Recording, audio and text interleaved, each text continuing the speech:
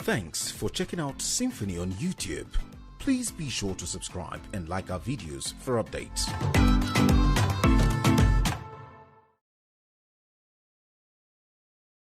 Well, I think when you assess this administration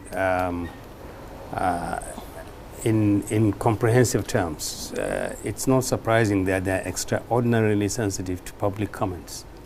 They haven't done well by any standard.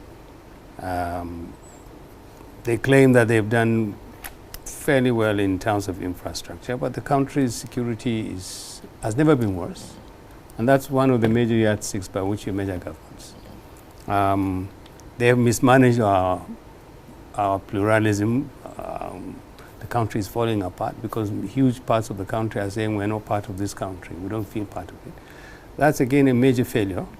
They haven't tackled corruption. There's a huge amount of young people who have nothing to do, who are angry, who are alienated. That's a major failing. And you have an administration that just doesn't seem to appear to want to improve the way it does things. It just wants to keep things the way they are. When you put all these things together, and then you have a population that is angry, demanding, pushing, and then putting alternatives. For instance, the Biafra thing, the violence that we see in other parts of the country. You have a situation where you have a government that is virtually locked in now, or locking the nation out, and the nation that just keeps knocking on the door, using social media, using whatever media, using violence, and so it's a very unhealthy situation. We are in very serious trouble because two things are happening. We don't have an administration that is sensitive to the fact that there are many things wrong out there. It's defensive. It believes that it should use strong arms. In many instances, it doesn't have those strong arms, but it attempts to use that.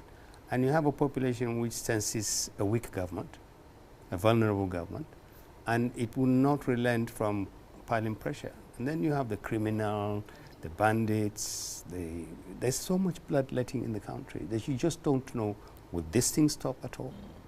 Where would it stop if it will stop? What would it take to stop the killings in the northern part of the country, in the southeast, in the southwest? What would it take to stop this? How long do we need to go? Do we need to wait until President Buhari finishes his term and then it's 2023 and we have an election?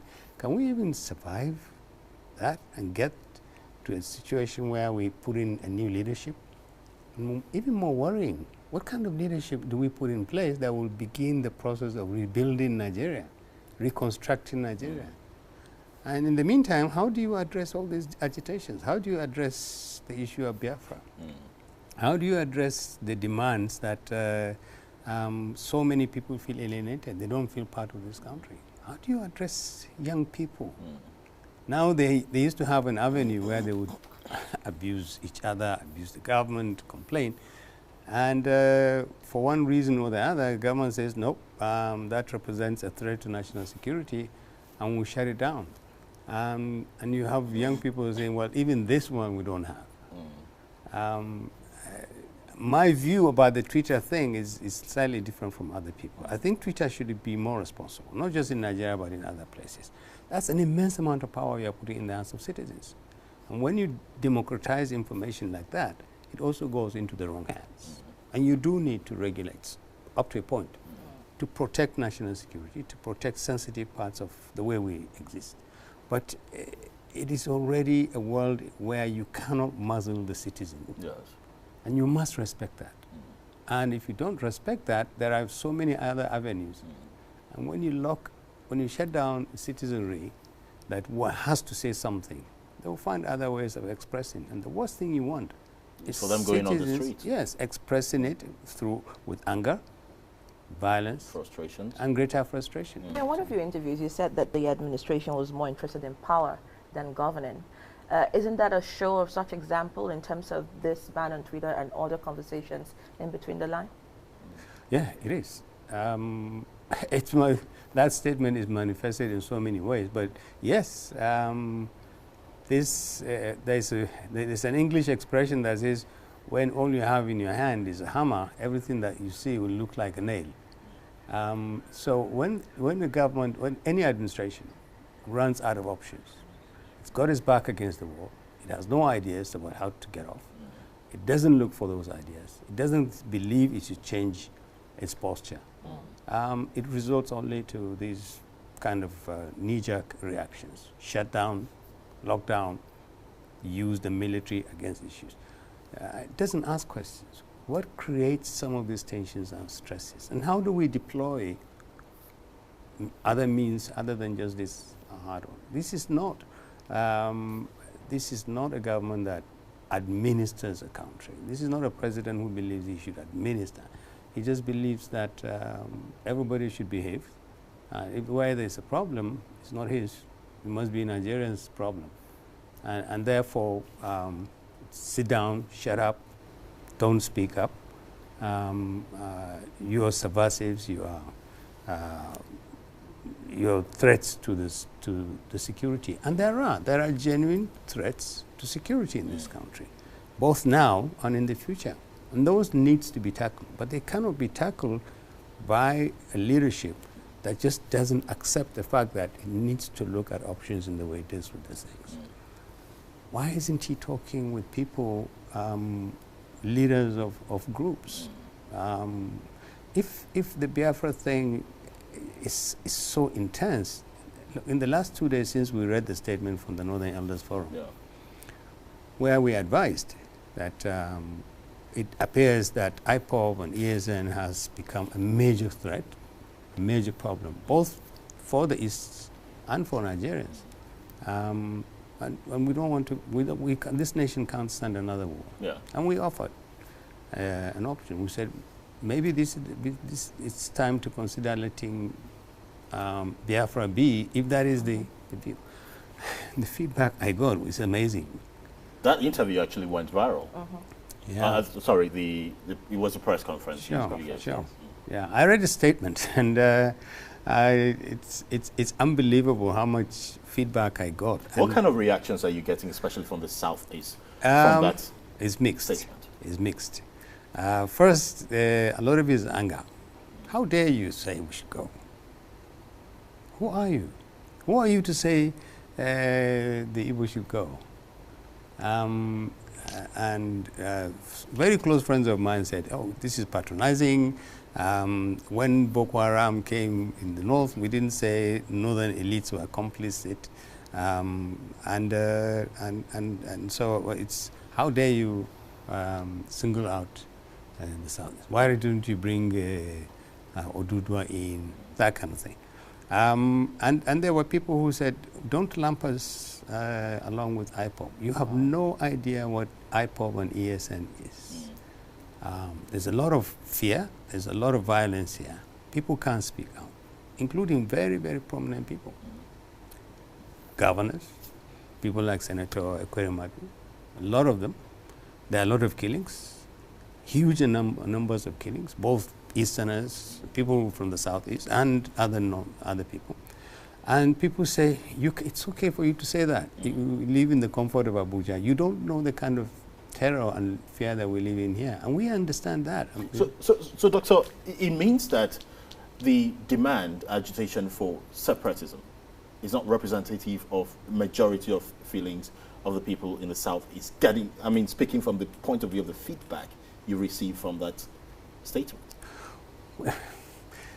Look, the leadership, and I got phone calls and I spoke with a large number of people. The leadership is absolutely committed to stay in Nigeria. This is the feedback I got. Igbo leaders want to stay in Nigeria. They recognize the fact that the Igbo have a huge stake in this country. The options are frightening. They will pose major problems for the Igbo. And that these activities by IPOB and ESN do not represent the mainstream opinion. That's the leadership. I also got the impression that the Igbo leadership is substantially alienated from a large part of mainstream non-leadership opinion. when you go there, and I got loads of it, thousands and thousands of reactions, and people are saying, look at this Aboki, look at this Hausa man, just using English to tell us. All we want is to go. What appeared to have annoyed more people than anything else was when I was asked, well, what about referendum? And then my response was, well, unfortunately, referendum is not in the Constitution. That doesn't mean we cannot put it in the Constitution. Absolutely. But I said, it's not in the Constitution. And people said, you see, he says we shouldn't go. And then he says it's not in the Constitution. It's not in the referendum is not available to us. So what do they want us to do? Now, the point is that if we have a major initiative by the leadership of Igbo people, I think a number of things would do. Nigerians do need to hear from the leadership of Igbo people whether, one, they are absolutely helpless in the light of the onslaught by IPOB and ESN. And fear is the sole major determinant of their reaction to what is going on in the Southeast. That's perfectly understandable. Absolutely, but then we've also seen Ohanes and Debo, you know, Yes. in their conversations come out to say that they are for a peaceful Nigeria, Yep. a united Nigeria, and that no violence is a just violence. However, there have been a call time and time again for a need to dialogue. And I also know that one of your wish lists to the president at that time was to also seek mediation and some sort of, you know, conversation to be able to reduce the level of insurgency and, you know, attacks like this. Do you not think that regardless of the elite's demand to have a united Nigeria by the Igbo leadership, that the conversation needs to be heard? Absolutely. Of all the times Nigerians needed to talk to each other, none has been more pressing than now. The statement by Ohaneze, for me, was great. It was the kind of thing you needed to hear. And Ohaneze is not a lightweight in the East. It took courage for them to come out and say this.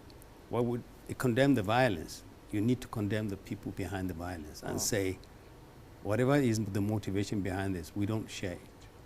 Wherefore, Nigeria, we want to stay in Nigeria. People want to stay in Nigeria. The people who are using violence and fear and intimidation to create Biafra are not providing a good basis for Biafra to exist. You cannot pull millions of people out of a country with fear, using fear and intimidation and threats. That's important. The next thing to do would be to find other Nigerians who recognize the fact that the East, the IPOB issue and ESN is not an Igbo problem, it's a national problem. The same way the Boko Haram is not a northern problem. It is actually a national problem. Some of the things going on in the Southwest are not problems of the Southwest. They are national problems to the degree that they represent threats to security of communities. And they are the responsibilities of this administration to deal with. You see all these threats now because you see a weak government, and people tend to perceive and understand weakness. And once they see criminals getting away with things, banditry, kidnapping in the northern part of the country, people think, oh, we can do anything and get away with it. So that engagement needs to take place. The problem is this. People tend to think government should convoke, bring national conference, bring national dialogue, we must have. This government will not ask groups like Ohaneze and other Elders Forum and Afenifere to come to Abuja or bring delegates and have a meeting. They've said so many times. They have no interest in that kind of thing. They believe whatever grievances you have, if it's to do with restructuring or constitution amendment, go to the National Assembly. Unfortunately, the National Assembly doesn't show any inclination to want to address fundamentals of this issue. So you have a country that is desperate for some serious changes, serious discussions, serious negotiations, but there is no avenue. Now, the option would be organizations like Ohaneze and ours in the Northern Elders Forum and Afenifere should get together and speak. There's no law that says we cannot speak to each other. We cannot arrive at some decisions. If all we do, like when you made the reference to the National Consultative Forum meeting yesterday, that's a major forum. What we did yesterday was to say, listen, all Nigerians have seen in the last few weeks is very frightening rhetorics, scary images, killings, angry words thrown at each other. Why don't we show ourselves? In the National Consultative Forum, you have a Nigerian from virtually every part of the country. We have people who have held huge responsibilities in this country. There are people who are very sensitive to where the country is headed. And we got together yesterday. We put our face, we took a photograph. And we invited the press to say, look, there's another face to Nigeria, you know. Not the one that is panicking, not the one that is abusing each other, but a Nigeria, a Nigeria that has space for everybody. And we recommitted to engaging other Nigerians. And we will continue with this. The goal is ultimately to try to find groups like Ohaneze and Afenifere and Pandev and Northern Elders Forum and other groups and say, what stops us from talking? But as frontliners, Doctor, I mean, we have seen what cessation can do to other countries. I mean, we have watched Sudan, South Sudan, Kosovo. We are seeing crisis. I mean, Burkina Faso just, you know, had loads of women and children displaced, over 150,000 and counting. And we are frontliners in politics and peace and mediation in other African countries. Why can we not look inwards? Because I know you have once said that Nigerians are on their own. We do not have a president that has empathy. So in all of this dialogue, who is going to listen to who? We still have to get back to the president. We are running a constitutional democracy. Whatever we do, it has to be channeled through some system. For me, the most important thing really is right now, get together, recognize the fact that we're all in trouble. Everybody.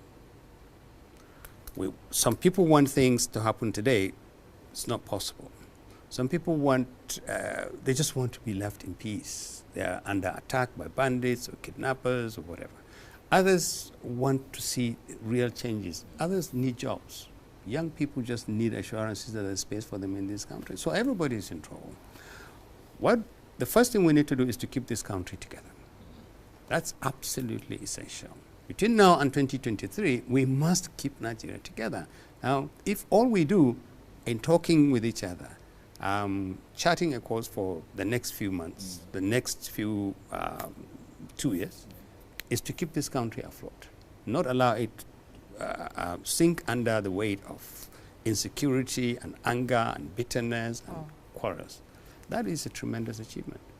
The government is not going to allow us to talk, produce something useful, and then channel it through the democratic process, the constitutional process. Let's elect a government leadership that will actually take those ideas from us and channel them. Of all the things this country needs, none is more important than a completely different leadership than the leaders who are leading us now. And I'm talking about all leaders, from the president to the legislators to governors. This country needs to overhaul the manner in which leadership recruitment takes place. So we cannot have these people reproduce themselves. Yes, absolutely. It's the failure of leadership that is bringing us to where we are. And if we don't learn our lessons now, between now and 2023, I can't see them doing anything dramatic, to be honest with you. What we've just seen the public hearings in the last few weeks, I mean, coming from the north is almost laughable. Most of the people who went there said, well, we want a new state here, we want a new state. The last thing the north wants is a new state. We are sinking from the weight of the cost of governance. That is the last thing we want. We want restructuring like everybody else. I want to find out from you what extent of restructuring the North really wants.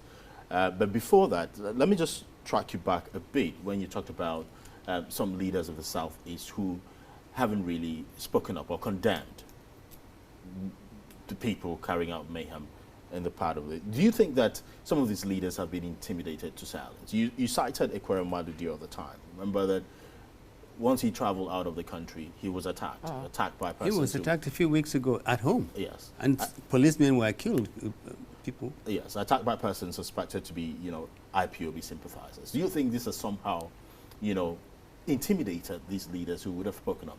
I think so. I think so, without any doubt. And I can tell you, I have spoken with people in very responsible positions who says, you can speak like that. You have no idea how serious this is. We have northerners who live there, and they live literally in fear. So the sentiments are very strong. The sentiments are strong. The fears are legitimate. Yes. There is a huge amount of violence targeted at people who would dare to stand up and say, enough. Absolutely. We may all want changes. The Igbo have grievances. They have issues with Nigeria. And these issues are legitimate in your opinion? They are. Every group has legitimate issues with this country. No group will tell you we are perfectly happy. So there's consensus about the need to restructure this country. We could argue about details, but the fundamentals are settled. Yes. Dr. Abba, as you go back to your statement where you said, it will not be the best choice for the Igbo or Nigerians to leave a country we have all toiled to build, and a country we all have responsibility to fix. But it will not help a country already burdened with failures on its knees to fight another war to keep the Igbo in Nigeria. So on the one hand, you admit the fact that the Igbos have a stake in Nigeria. Of course. And they need to be part of the Nigerian project. On the other hand, you're saying, if they so insist on not staying in Nigeria, please allow them to go. Do you really mean that latter part of your statement? Yeah, absolutely. But look, the point is, we say it won't serve anybody's interest, including the Igbo. And some of my friends found that patronizing. Who am I to speak for the Igbo? I can't speak for the Igbo. They are fellow Nigerians. What happens in the East affects me. And I have every right to say what I think about including advising the Igbo. The Igbo built this country along with other Nigerians. 100 years of contributions. The Igbo is in every single village in this country. The Igbo works hard. He invests his money where he is. The only group that you find every single nook and corner of. So he has a huge stake. And that was the point about the sentence. It would not be in the interest of the Igbo or for Nigeria for the Igbo to go.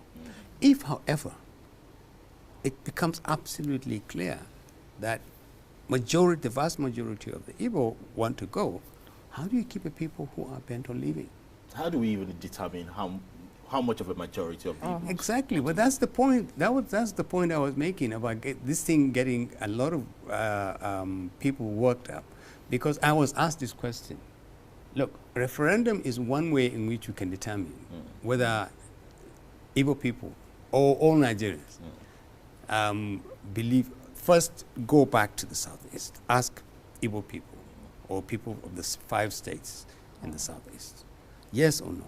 Do you want to leave this country or stay? We don't have that provision in the Constitution. People don't like to be reminded that you actually do need to take some steps to create that referendum. And it is by no means certain that the people who sit in the National Assembly and in the state assemblies will agree to an amendment that allows people to undertake a referendum. But that's a major step. And if you're going to do that, it's not just to satisfy the Igbo. If you're going to accept the fact that Nigerian groups, any group in Nigeria, can choose to decide whether to stay in this country or not, don't create an amendment just to suit the Igbo. But assuming you do that. Would there be anything wrong to create that amendment? Because the Deputy Senate President spoke about it last week. Yes. And he said the same thing you said. Look, Section 9 is clear what we can do. There's no provision of referendum in the Constitution. And it would take an amendment to include that so that people can. We have supported, the Northern Elders Forum was one of the first groups to support the inclusion of a referendum. Not just to deal with the Igbo issue, the Biafra issue, but for everybody. People make a mistake. They say, oh, other countries don't have it. So what? This is a federation involving 200 million people. And counting, absolutely. God knows how many ethnic groups. It is possible every once in a while issues like Biafra comes up. And you have to pay attention to this.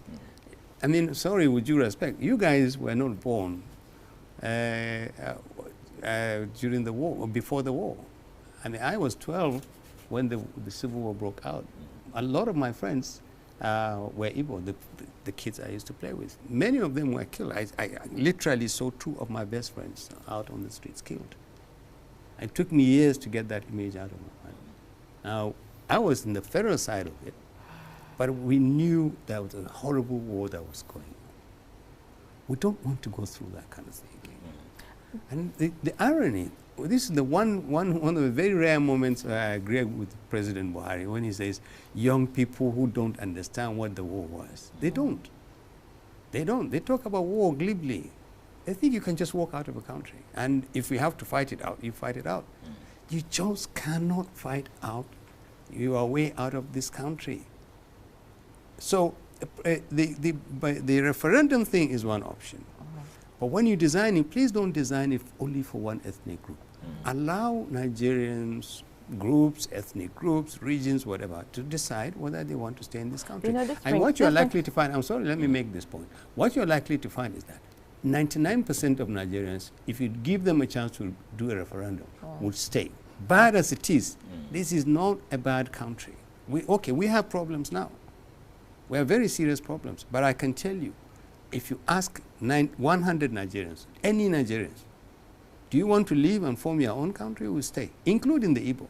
You know, this brings me to, I mean, I'm glad you took that right out of my mouth. I mean, we're looking at the population of both, you know, northern, you know, citizens and those from the south across board, over 20 million Igbos in the north and, you know, vice versa. And you're thinking about a shift in mindset, you know, in generational, you know, cultural inheritance, people who are more northern than their Igbo and who are more Igbos than they're northern. So you're looking at all of that gap. But I think, you know, I know that, you know, Obasanjo, Sultan of Sokoto, and so many other former leaders are to meet in Abuja today to have a conversation on insecurity.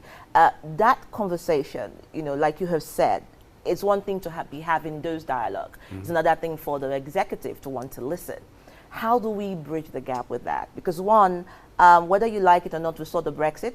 You know, you saw the journey that took. They're still talking, and you're looking at a Nigeria where even just to sit and have a review, you know, on the you know, confab that took place, it's a problem. And talk more of a referendum. So you've talked about the journey. So these meetings, the Northern Elders Forum, or Hanez and Libo, how do you create a demand, a desperate demand on the voice of the executive?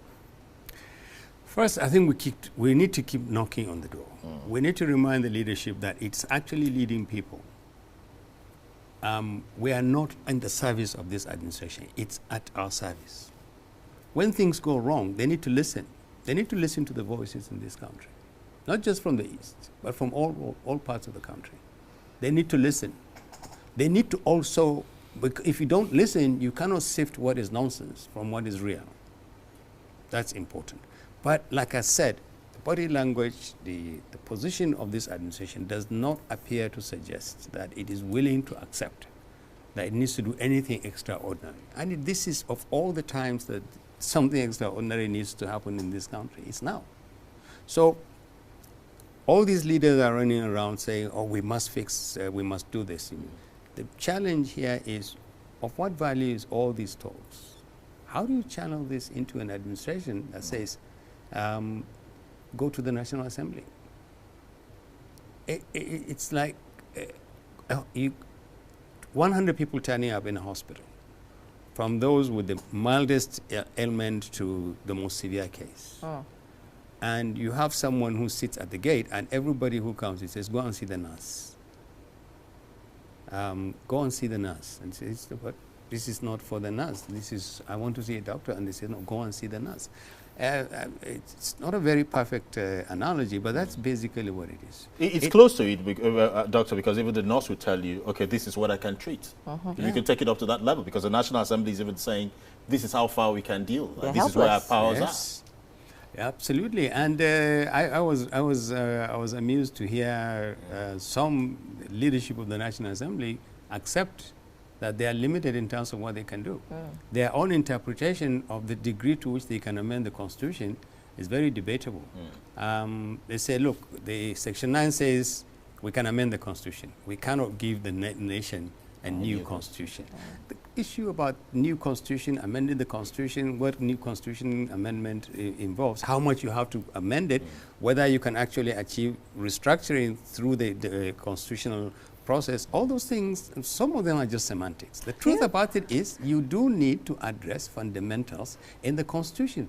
We cannot run this country outside the Constitution. But do you not think that is even why the constitutional review is dead on arrival with that kind of mindset? Because already you were defeated in the purpose before the purpose is achieved. That's why nobody, no group of any substance turned up. We know. We didn't go. The Arewa Consultative Forum didn't go. Ohaneze didn't go. Afenifere didn't go. Most of the groups didn't go. We didn't just, we're not rebelling against this administration. We're saying, put something real on the table. Let's talk. If they won't do that, we will do that. Look, last year we had a meeting with President Obasanjo. On his own, he summoned 6 groups. Ohaneze, Pandef, Northern Elders Forum, Middle Belt Forum, and we met openly. And we released a very, very responsible, very constructive communique and said this is going to be an ongoing process. Do you know what happened the next day? The presidency released a statement that said President Obasanjo is divider-in-chief. And he is creating a forum just simply to make the administration look bad. Now, if you look at all contributions, even if they are mischievous, if your door is not open, if you are not vigilant, how do you sift what is potentially useful from what is subversive and destructive? This is basically what the problem is. The nation needs change. The avenue for changing is legitimately only through the constitutional amendment. The constitutional amendment is the constitutional avenue is very narrow. They are not going to expand it. And the administration that they look up to, the presidency that they look up to tell them when to jump and how high to jump, is saying no. No. As far as we're concerned, this is all troublesome talk. We have given Nigerians what the Constitution says. If you want changes, go to that. And we can achieve. The truth is, we have said to groups, if we can't achieve everything about restructuring, let's achieve the most important things at this stage. What, in your opinion, is the most important thing for restructuring? Well, right now, we have to look at the constitutional provisions that set out the parameters for allocating resources and power. These are the 2 most important. For resources, we have to look at what is it that the Constitution says Nigerians should organize production and distribution of resources. What can be retained by local communities and regions, and what needs to be sent out. In terms of power, we have to look at how much power is shared between Abuja and the federating units. How is Abuja really, does it have too much power, too much resources, too much responsibilities? Are the federating units too anemic, and they've been starved of resources and power? Do you need this particular kind of 36-state structure? Do you need to collapse them around maybe 6 zones? What do you need to look at the fundamentals of security and devolve issues there? Electoral reform is vital, absolutely essential. It's got to be one of the most important things we can do. There's no disagreement about this anywhere in this country. No. I'm telling you, if you go with a checklist of 10 issues, anywhere in this country, get someone who understands what restructuring and says, tick for me the 7 or 8 most important things here. We are likely to find almost 90% unanimity. There's unanimity in what needs to be done, but there seems to be a divergence in how it should be done. Yeah. I do not know whether the Northern Elders Forum, for instance, or the Arewa Consultative Forum have articulated what its demands should be in terms of the aspects of fiscal federalism, for instance, because that seems to be one very touchy issue, quite divisive, and it's difficult to have a unanimity of opinion on what should go to the states across the country, because the belief is there are certain states who are enjoying certain things, certain privilege because of certain resources that they have within their zones, far much higher than others. And the status quo has been that way for quite a while. Absolutely. And with a unitary system which the central government controls. Now, if you break that, that will create some kind of lopsided economic power in certain states over and above others. So, and for many people, I'm sure you know this, Doctor, a lot of people believe, why there has been some sense of resistance in amending these sections of the Constitution to accommodate this restructuring is because a certain section of the country feels it won't be to their own benefit. And that's why they prefer the status quo to maintain, or it's been difficult to have a unanimity on how it should be done. Has there been any articulation of how it should be done? Yeah, Talking from the point of view of the Northern Elders Forum. Sure. And let me take that last point first. It's misleading to think that the resistance against restructuring is because some groups are benefiting from the existing status quo. No one is benefiting from the status quo. No one. People think oil money is going from the oil producing areas, is going to lazy north that is producing nothing, we're parasites, we just sit and wait for. It's absolute nonsense. The north is contributing to the economy of this country in very real terms.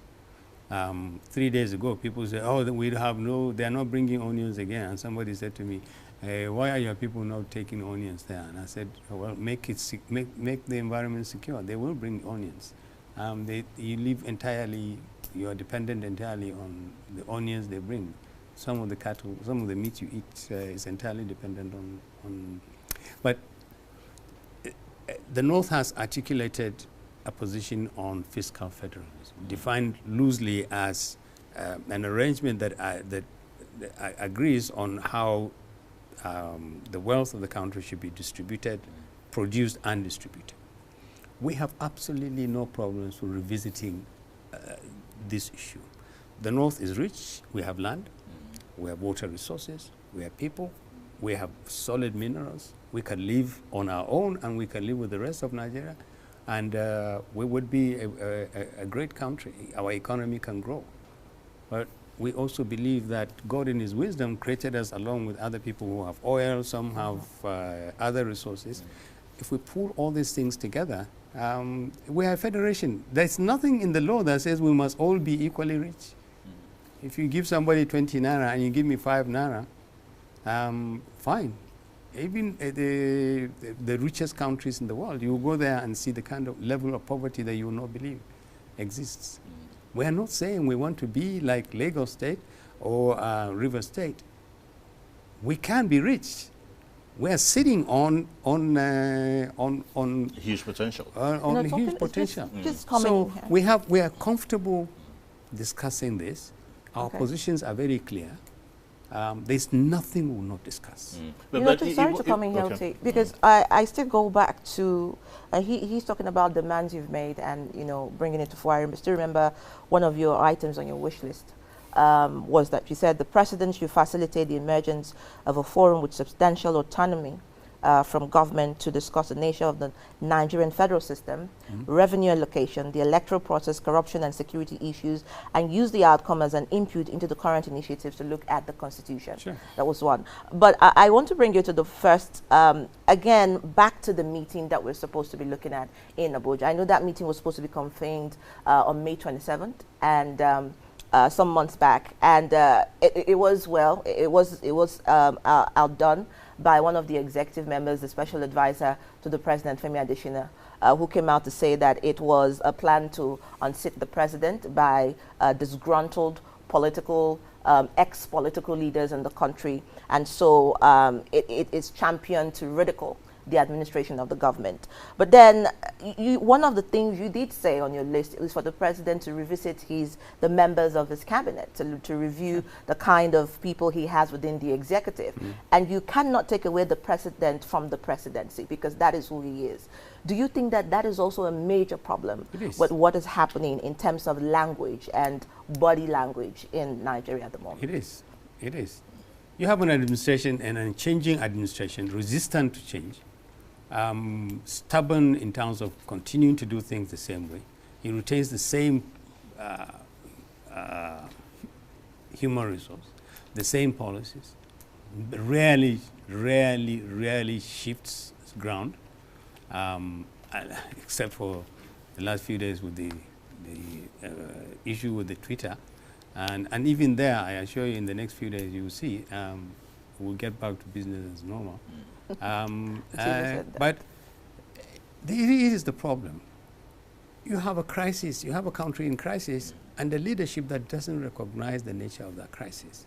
It just thinks people are just annoying it. That is a big problem. Who is interpreting these crises for you? Do they actually have access to you? Do people actually say, Mr. President, we really do have a problem? Social media may be a threat to our national security. In many countries, it does represent a threat to national security. When you democratize the information management, dissemination of information to that level, you will see opportunities, if not by your own citizens, but hostile interests can come in and use it. But, Mr. President, it's also a very sensitive issue. Let's approach it in a manner that doesn't put us to look bad in the eyes of the citizen and the world, and let's not shut out most citizens outside. Who's thinking for this government? Who's thinking, for instance, in terms of what you just read there? Get people, invite people. He's the president of the country, for goodness sake. He can invite 50 people, 100 people, former heads of state. We know there's the Council of State, there's all. Ask them, gentlemen, I need suggestions, I need advice, I need you to understand me. These are my issues, these are my constraints. I cannot operate outside the Constitution. They want me to give, to do this. I understand what restructuring is. It's not that I don't understand it. For me, it means substantially amending the Constitution, the framework, the constitutional framework, but I can't do it outside the National Assembly. Now, this is the Senate President, this is the Speaker of the House. You will hear them commit to processing issues that they believe meet the exigencies of the circumstances under which we live. That's the kind of thing that needs to be done. But you cannot have a leadership that just simply locks out the country and locks itself in. And I'm saying, I keep using the word locking in because literally that's where we are. If people like President Obasanjo and Sultan have to keep running up and down, you have to ask the question, of what value is all these meetings? How do you get all these things that you agree? Do they ever enter into any decision-making process? Do they inform policy? Does anybody have a chance to speak with the president? When you go to Council of State, what do you say to him? How often do we have councils of state? Who does the president listen to? When he listens to those people, do they really tell him the mood on the country? Do we understand how it is possible in the last 3 months for the escalation of violence in the East? Is it that Kanu has got the entire Southeast locked up? He's holding the entire population in the Southeast as hostage? Fear? Why don't we hear voices raised by responsible people, leaders elected, swore to protect the Constitution, to safeguard the people? Why aren't governors But we've talking? seen the governors have their meetings intermittently.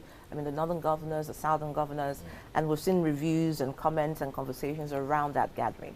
And even that was not very positive. So, again, do you not think that the language that the executive is getting is that the system is against it, and so it must put up every measure to stop any infiltration of their powers? It's not just any measure. It's considering options. It's considering options. I'm sure somewhere along the line the president must be consulting Southeast governors. Look, when IPOB gave its annual stay-at-home order, you virtually had the whole Southeast off the streets, virtually. You had a governor who initially said, nope, I'm not having this. People should be free to come out. Yeah. A few hours later, he goes back to says, well, people should exercise their own choices. If you want to come out, fine, but if you feel safer, stay at home. Now, what is going on? You have to ask this question. Who is running the Southeast?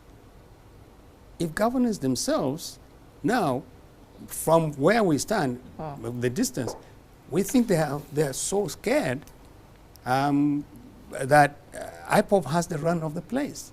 Now, if IPOB has the run of the place, what is IPOB's political objectives? Is it Biafra? Is it to get the Igbo to get an Igbo presidency? And the irony the problem for the Igbo is, on the one hand, they are saying to Nigerians, give us presidency. We deserve it. That's what the political elite are saying. Yeah, we deserve it. Justice demands that we get a shot at the presidency. It's our turn. We've never had a president in this country. And Nigerians should understand, the presidency for 2023 should be an Igbo man. And all standards of justice and equity and fair play suggest that. They're talking to Nigerians here. They're getting some Nigerians to think and say, maybe it's true. At the same time, Nigerians are also hearing that we want out. We want to leave Nigeria from another voice. Now, who should we listen to? You hear Igbo in the front line saying, restructure this country, bring elements of justice, bring elements of change this and change that and change this. The Nigerian constitution. Then you hear somebody says, what we want is Biafra. We don't want this restructuring. Let's take our country out.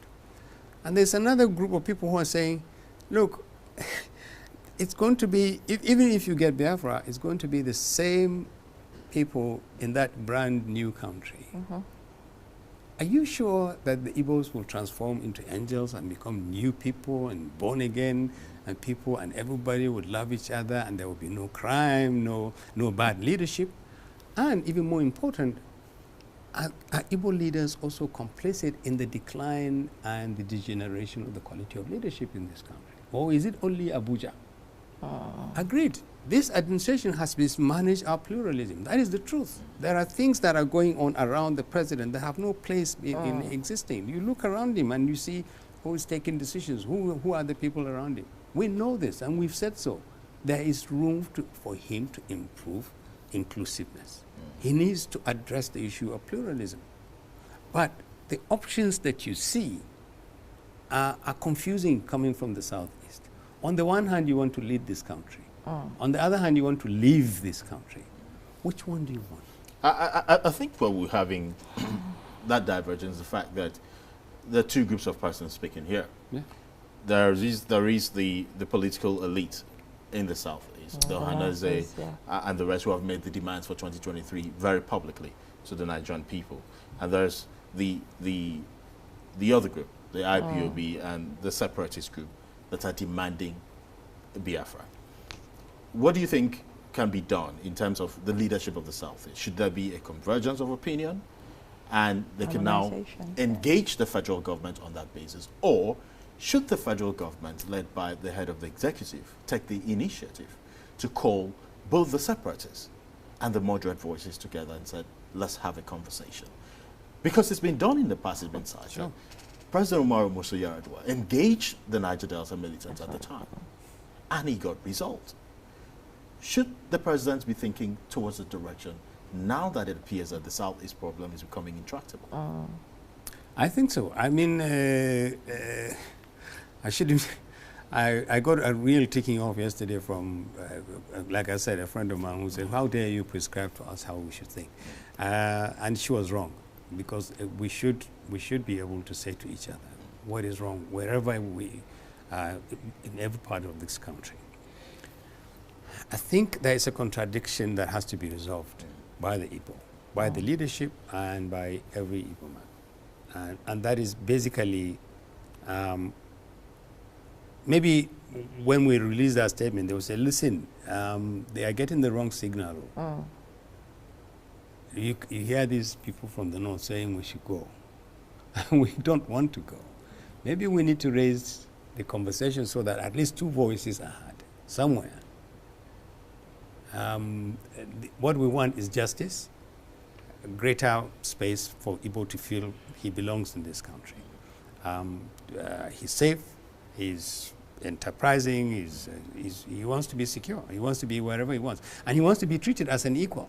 He doesn't want something that gives him superiority over others. He feels right now that he's underrepresented, he's undervalued, he's underutilized, and he wants out. And these guys are already saying, go now. Now, the other side of it is that it's saying, no, all those things are not important. Let's go and fix it in our own country. That fundamental contradiction needs to be resolved. And it can only be resolved not by this administration, but by Igbo people themselves. That conversation needs to be had. Why do you think this administration cannot resolve that? Well, this administration cannot talk to Kanu, for instance. And in my view, shouldn't talk to Kanu. Why? Because anybody, like Shekau, anybody who believes that they should use violence, kill people, maim people. But are you comparing Kanu to Shekau? Absolutely. But Kanu doesn't blow up places and doesn't kill people. He doesn't commit suicide bombings. He doesn't hold people hostage. Who runs ESN? What does ESN do? Is it comparable to what's... We're not comparing scale now.